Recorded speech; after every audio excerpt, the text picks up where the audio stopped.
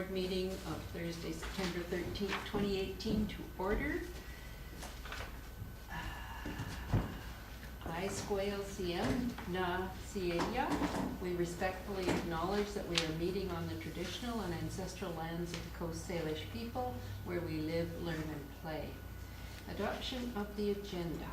Moved by trustee DeGroot, seconded by trustee Doman. All those in favor, motion carries. Moving to item 3, secretary treasurer for board action. Mr. Cephas. Thank you. This is becoming a frequent topic for the board since we left in June. We've had 2 meetings around capacity, and we're having another one around capacity pressures that have emerged with the September enrollment. And I'll just walk through those issues that we've identified and then lead you towards a recommendation.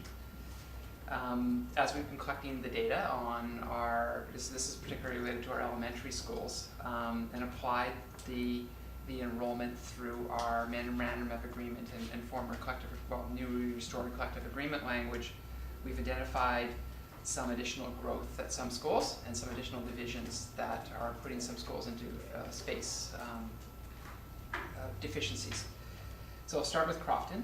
So Crofton Elementary, last year 2 portables were installed outside of Crofton Elementary. They now need to go up by another division. So they're at 10 divisions, but they're at a place where they need 11, and that's been now put into place.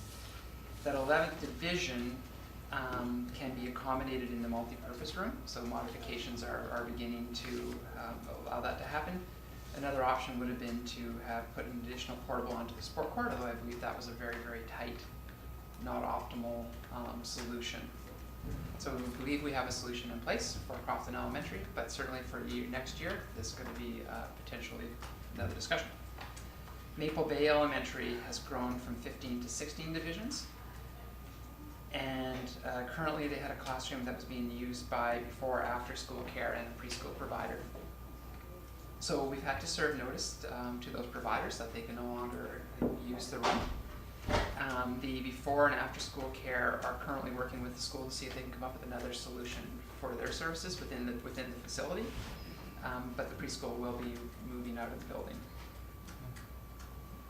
That school's now at capacity. Tanzer has increased from 14 to 15 divisions. Now some of these are very, very close.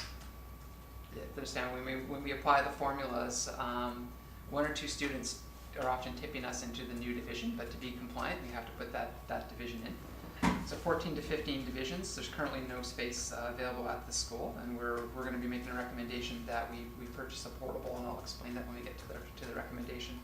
I think also in the long term, that's going to be a school that's going to continue to grow, so a portable investment that would be used in future years, if not needing additional portables. Bench Elementary has grown from 18 to 19 divisions. Bench over the last year has had a dedicated music portable. That portable will now be utilized as a learning space or as a classroom space. So the music program will have to be supported in the school in another way. Coheman has increased from 14 divisions. We're currently working through how to accommodate that.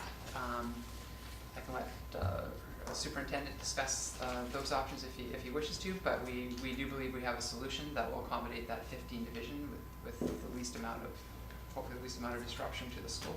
Did you want to add anything? Conversations are ongoing right now, so okay. I'll work and find a solution that works for everyone. Okay, we'll report out on that later. Discovery Elementary has gone from 20 to 21 divisions. So the board has already supported an additional portable to remedy a problem with the utilization of most of their special needs spaces as classroom spaces for last year. Well, they're now at the place where the remedy that's been put in, the portable that's been ordered, is now being absorbed by the 21st division, requiring that to actually get that school back to having its learning spaces that it requires, we need to put in another portable. It's not an easy installation. It's actually one that has to be craned up and over the back of existing buildings, but it is feasible. So we're going to move to our recommendations here. We believe that to optimally run the school district, and particularly Tanzer and Discovery Elementary Schools, that we need to purchase 2 portables. We have found one right now There is another one that's off the line and is available for purchase with the same vendor that we bought the previous 5 from. We're still waiting to find out about the spec of that portable. So portables are built for different zones in the province. That might be one that was built for northern snow load capacity. So as long as it doesn't meet the minimum zone, which is Victoria and some of the lower mainland, it would be a suitable building for us. It just might be over constructed and over insulated, but we're gonna find out a little bit more about it. But it has been reserved for us at the moment. We can get another portable into the production line, but not until October, November. So that one would be a little bit later. The Discovery portable would be a little bit later. So we would envision, if this motion is supported, putting the portable into Tanzer as soon as we can, and then putting one into Discovery later. Now funding, we have depleted our local capital funds. So what this would be is an emergent expense, which would come under the board's contingency policy, which is why you have a contingency policy and a contingency. I can't speak about the growth in the surplus, but until the auditors come and deliver and sign off on the financial statements. But I will say that our surplus is, unrestricted surplus is larger than originally was projected and could accommodate these 2 portable acquisitions. Thank you. Trustee Schmidt? Move the recommendation. Moved by Trustee Schmidt, seconded by Trustee DeGroot. Any discussion? Trustee Hutchins? Thank you for this. 3 questions. First of all, does this, when you go from 10 divisions to 11 or 20 to 21, does this impact vice principal time and or principal administration time? Mr. Yes. Sandquist?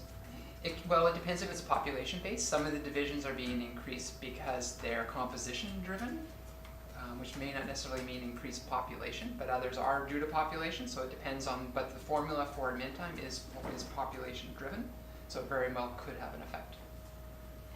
And then we do have classroom teachers available. And my last question, I still don't understand the logic behind the provincial funding. Is that, why will they supply the operating costs for the additional teacher, but not the place for them to actually teach it and the children to learn it? I don't understand the logic. So who would like to answer this question? I can attempt it. Okay. Oh, I was sorry. I was just kidding. Well, I do know, I do have, Answer. And all the cleanup is necessary, yeah. It's a facetious answer, though. I do know the ministry's response, so that's what I'll communicate. And it was that in year 1, the ministry supported all of the renovation costs to get us into the transition from the old collective agreement to the new restored collective agreement. They felt that after they reset things, the districts are now on their own as if had this growth had we not been living 15 years ago. So it's a single year of support, and they just felt that they were responsible just for the transition year. It's for districts to manage moving forward. Thank you, Mr. Hutchins. I was looking for a logical explanation. I appreciate that. I was communicating the ministry's response.